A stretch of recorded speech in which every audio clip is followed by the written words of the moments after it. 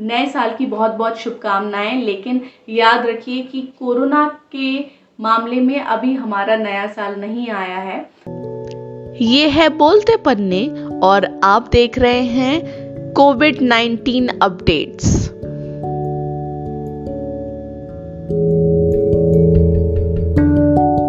हम साल 2022 से कोरोना की स्थिति को लेकर क्या उम्मीद कर सकते हैं, जबकि तीसरी लहर ऑलरेडी देश में शुरू हो चुकी है।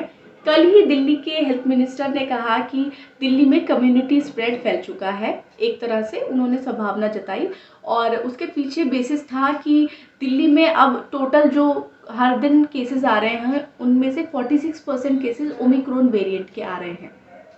ओमिक्रॉन वेरिएंट की खास बात यह है कि ये डेल्टा के मुकाबले करीब 3 से 4 गुना तेज़ी से फैलता है और जो जितनी तेज़ी से फैलेगा वो उतनी तेज़ी से एक समुदाय, एक क्षेत्र के इलाके में लोगों को संक्रमित करने की क्षमता रखेगा और यही स्थिति है जिसे हम सामुदायिक संक्रमण या कोविड कम्युनिटी स्प्रेड कहते हैं।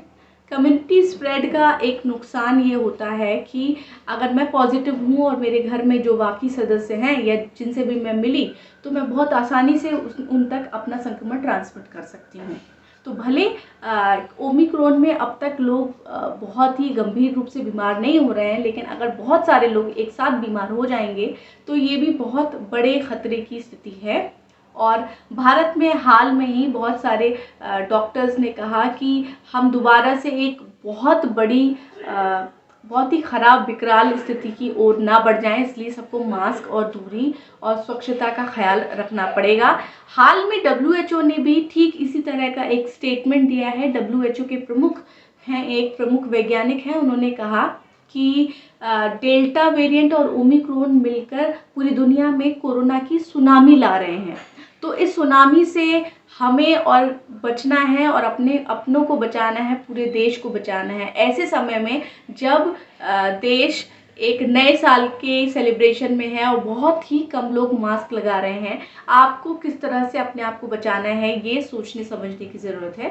पहले हम जान लें कि ओमिक्रॉन जहाँ से शुरू हुआ वहाँ आज क्या हाल है। आज की खबर है कि दक्षिण अफ्रीका ने नाइट कर्फ्यू भी हटा दिया है और ऐसा दक्षिण अफ्रीका ने पिछले 2 साल में पहली बार किया है।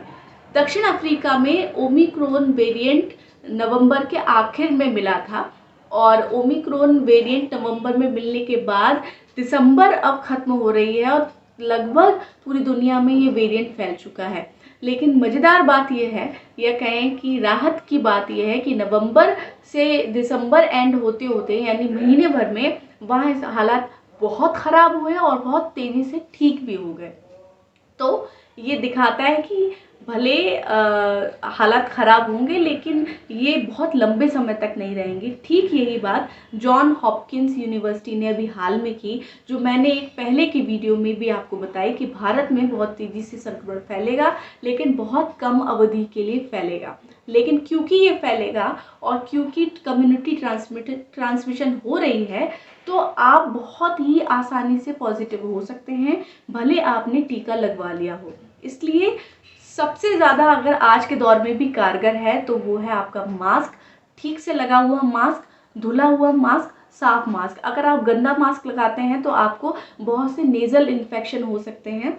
तो बिना मास्क लगाए रहने से ज़्यादा नुकसानदायक होगा कि आपने गंदा मास्क लगाया है। तो मास्क लगाएं, बल्कि अभी डबल मास्किंग की भी ज़रूरत है। एक तो ये बात है।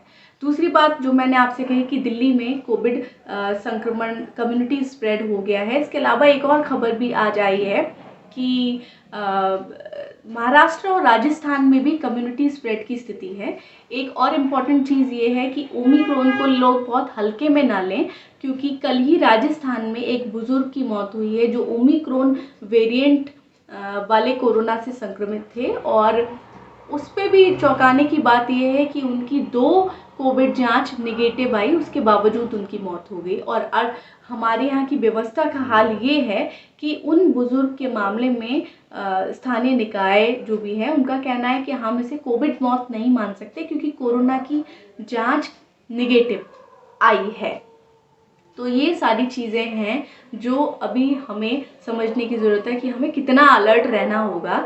और इस बीच एक इम्पॉर्टेंट चीज़ ये है कि कल भारत में 13,000 कुछ केसेस आए थे, जो करीब 40 दिन के बाद एक बड़ा जंप था जब देश में 10,000 से ज़्यादा एक दिन के भीतर मरीज़ मिले। और आज कुछ 2,500 ज़्यादा केसेस बढ़ गए और आज कुल 17,000 कुछ केसेस भारत में आए हैं और 200 कुछ मौतें आज भारत में हुई हैं।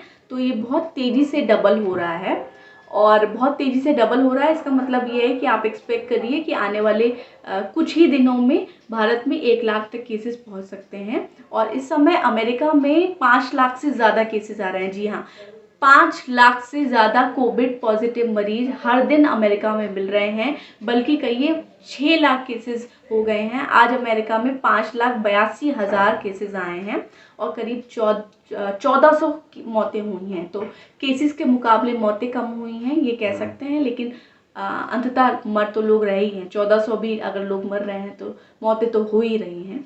तो ये एक और चीज़ है जो हमें सोचनी समझनी होगी। इसका एक कारण ये भी है कि अमेरिका में बहुत तेज़ी से टेस्टिंग हो रही है।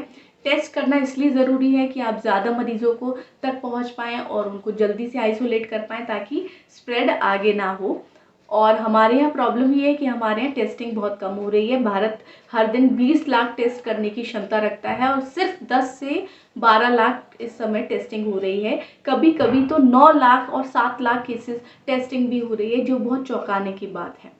तो ये सारी चीज़ें हैं जो हमें सोचनी समझनी होंगी और ओमिक्रॉन को बहुत हल्के में लेने की ज़रूरत नहीं है, लेकिन बहुत डरने की भी ज़रूरत नहीं है, सतर्क रहने की ज़रूरत है। इस बीच एक इम्पॉर्टेंट स्टेटमेंट आई है जो थोड़ी सी चौंकाती भी है कि गगनदीप कांग एक महामारी विशेषज्ञ हैं भारत की, और उन्होंने कहा है कि ओमिक्रॉन का खतरा बच्चों में बहुत कम है, इसलिए अभी हम ये फैसला ना लें कि बच्चों को घर में ही बिठा दें और बच्चों को स्कूल ना भेजें, क्योंकि ऑनलाइन स्टडी में बच्चे उस माहौल और उस तरह से क्वालिटी एजुकेशन नहीं पा पाते हैं जिस तरह से वो इन पर्सन क्लासेस में प्राप्त करते हैं या एक उस एटमॉस्फेयर में रहते हैं। तो गगनदीप कांग का ये कहना है कि अगर बहुत ही मामूली स्तर पर बच्चे पॉजिटिव हो भी रहे हैं तो उनमें जो इन्फेक्शन है वो बहुत ही माइल्ड है।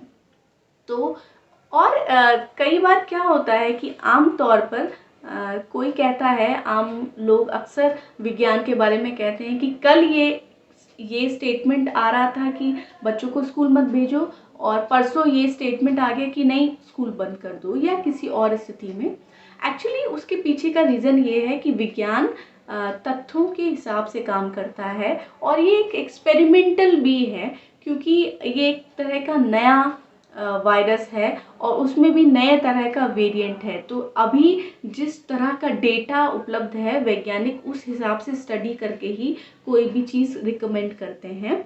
यही रीज़न है कि आने वाले कुछ दिनों में हो सकता है कोई नई अपडेट आ जाए, इसीलिए हम आपके लिए हमेशा हर दिन लाते रहेंगे कोविड अपडेट का एक वीडियो, और आप बने रहिए हमारे साथ बोलते पन्ने पर।